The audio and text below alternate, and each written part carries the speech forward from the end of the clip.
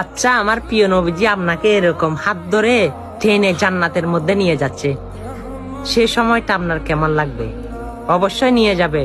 আপনার জন্য তো 63 সাল জিন্দেগি আমার রসুল উম্মতি উম্মতি বলে কান্না করেছে।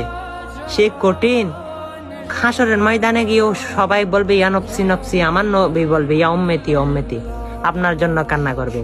অবশ্যই কি করবেন? সে নবী যদি আপনাকে হাত টেনে যদি জান্নাতে নিয়ে যায়, সেই আমলটা কি? অবশ্যই আমলটা শুনুন। আমলটা হচ্ছে হাদিস। আমার প্রিয় নবীজি বলে, যার শরীরে যাররা পরিমাণ শরীফা পরিমাণ ইমান রয়েছে, সে কখনো জাহান্নামে প্রবেশ করবে না, আল্লাহর জান্নাতে প্রবেশ করবে। অবশ্যই সেটা কি করতে হবে?